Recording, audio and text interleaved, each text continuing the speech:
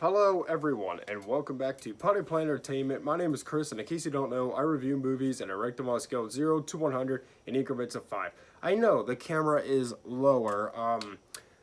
I noticed in my videos that with the tripod that I've been using that it shakes. I don't know why, because I'm not shaking the chest that it's sitting on, but it's been shaking. So until I can figure out a way to resolve this, I might just go back to my old angle. But anyway, so I am back. I'm hoping to review Old this week. So today is Thursday. You guys are getting this video Friday, so I'm hoping to get this out to you tomorrow from when you're viewing this. But in the meantime, let's continue our Harry Potter series with Harry Potter and the Order of the Phoenix. So it came out in 2007, and it stars. These movies have such a big cast. Daniel Radcliffe, Emma Watson, Rupert Grint, Brendan Gleeson, Ralph Fiennes, Gary Oldman, Michael Gambon, Bonnie Wright, Harry Melling, Alan Rickman, Helena Bonham Carter, and Robbie Coltrane. It was directed by David Yates and it was produced by Lionel Wigram. I'm so glad I only had to write one name for producers because I hate when I have to get to the producers part because there's like 1,000 names I gotta write. Anyways, let's just jump right into it. So, in this movie, so Harry knows that the Dark Lord has returned, right? Nobody believes him. Everyone thinks he's nuts, right? And so the Ministry of Magic is now taking over Hogwarts, and they're putting like all these really dumb restrictions on it. And Harry is leading a rebellion to fight back against them and also fight back against Voldemort's cult. Yes! Okay. This movie is awesome. I actually think this is one of the more underrated Harry Potter movies. Let's just jump into what I like about it so much. The music, awesome. Special effects, awesome. Battle sequences. So this was actually the first Harry Potter movie. So The Goblet of Fire was the first Harry Potter movie where we got to see like one-on-one intense action. But this was the first one where we got to see some like wand dueling. And it's really cool. Also, Harry has this constant mounting pressure against him throughout this whole movie. This movie beats him into the dirt and shows him no mercy, and I love that. It's one of the things that we all love about Die Hard so much, is that vulnerable hero. It's one of the things I love about this Harry Potter character. He's a vulnerable hero. I mean, sure, in the first 3 movies, he gets saved a lot. That's why those are the 3 worst for me. But, part of the reason. But in this movie, he stands up to the challenge, and he rises to the occasion, even though this movie is relentless. I mean, this movie shows him no mercy. This movie hates Harry Potter, and that's what I love about it. Vulnerable hero who rises to the challenge. It's really great.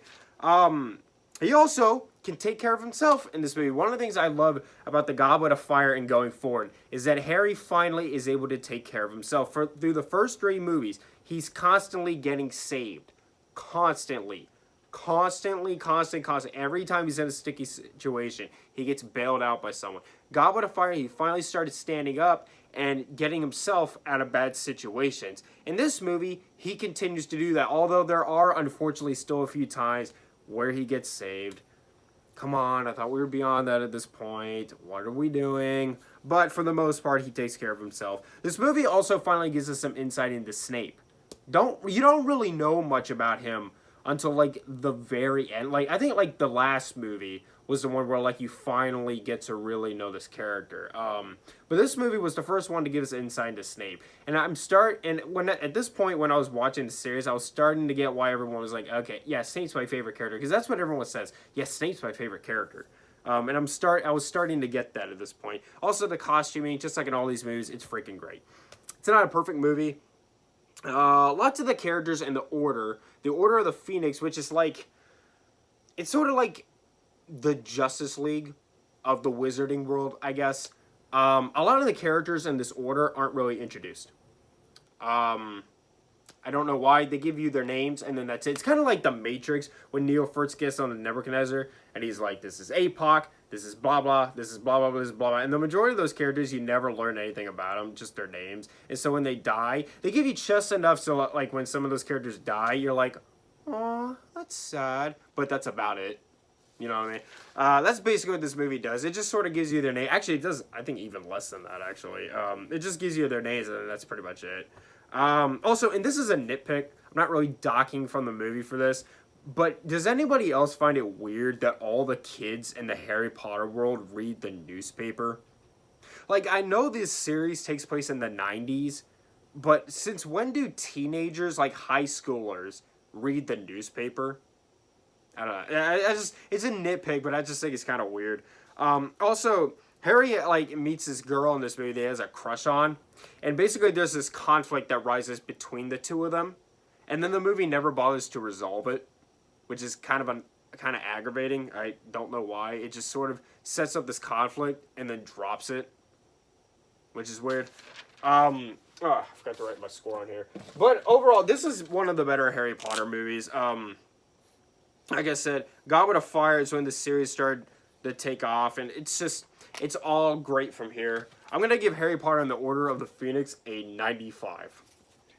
Thank you so much for watching. Subscribe to Potter Player Entertainment for more. Hit the like button, leave me reviews, suggestions down in the comments down below. Follow me on Instagram and Tumblr at Potter Player Entertainment for channel updates and written movie reviews, and much love.